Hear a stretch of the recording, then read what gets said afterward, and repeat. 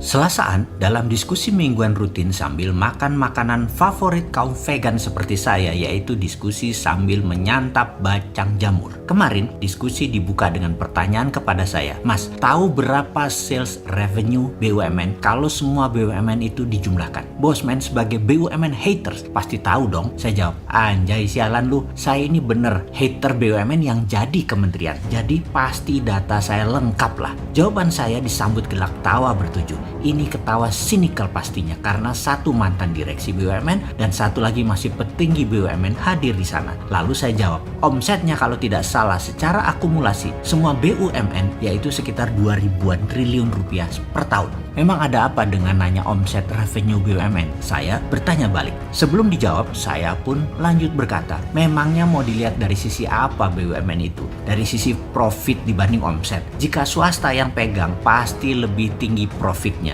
Dari sisi servis juga pasti swasta lebih baik. Kalau dari sisi korupsi, swasta nggak ada korupsi. Kalau dikorupsi pengelolanya langsung kolaps perusahaannya. Kalau BUMN dikorupsi, merugi, negara injek tambah dana dan fasilitas dari APBN. Surga bener deh tuh BUMN. Asli saya geblek-geblekin BUMN bobrok semua kok dipiara di bawah kementerian. Amit-amit banget dah.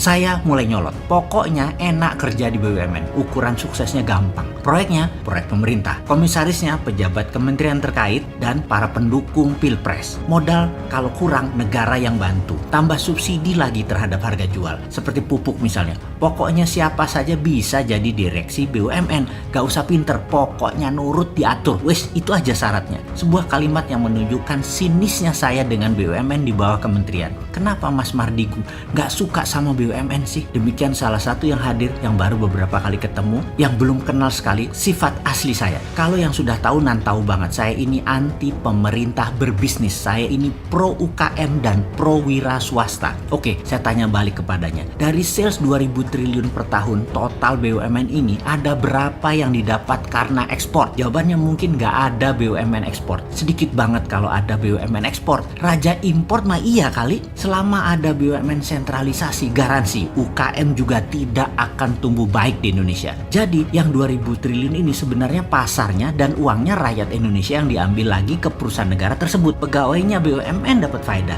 dari perasan rakyat Indonesia yang jadi marketnya BUMN yang dilindungi peraturan pemerintah lagi.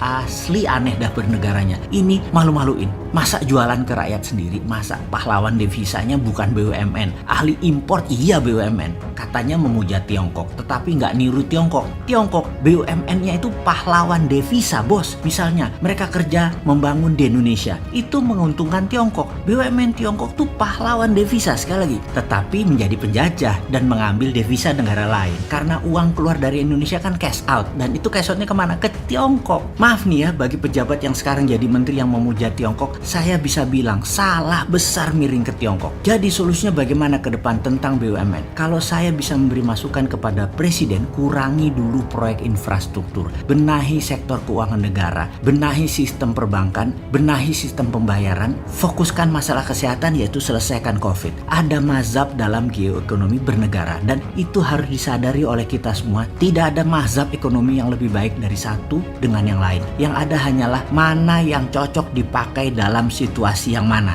Itu kuncinya. Pertanyaan sederhana, kalau dalam rumah tangga kita anak banyak, suami gaji pas-pasan, untuk hal ini nombok dan banyak utangan di warung dan lain sebagainya, dalam negara itu namanya ekonomi lagi bas. Di keluarga lain, suami naik pangkat, istrinya punya usaha catering sedang moncer, baru dapat pecah waris. Maka kalau negara seperti ini, negara tersebut dalam keadaan ekonominya boom.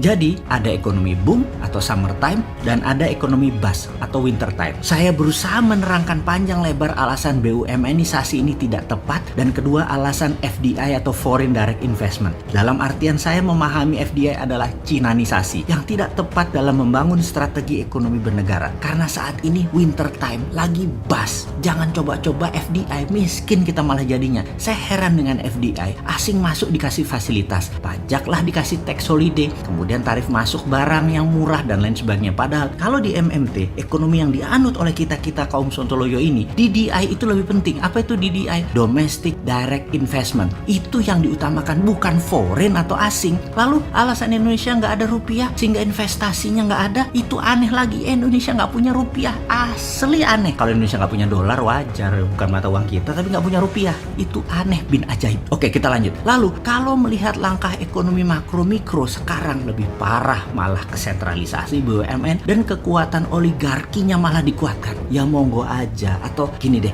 terserah 4L kali ya. Mudah-mudahan semua aman, bisa melewati petaka COVID dan nggak terjadi krisis ekonomi lebih parah. Karena menurut saya pribadi, ketika strateginya nggak terlalu mendukung UKM, kayaknya ekonomi akan terseok-seok tahun ini dan tahun kedepannya. Kita kaum Sontoloyo ingin sekali berkontribusi mengembangkan UKM. Salah satunya dengan MMT, tetapi apa daya, tangan tak sampai, suara tak terdengar. Yo wis, sakarepmu. Suatu hari kau akan tergantikan juga. Kau akan tak bertameng lagi. Jadi hati-hati ya bernegaranya.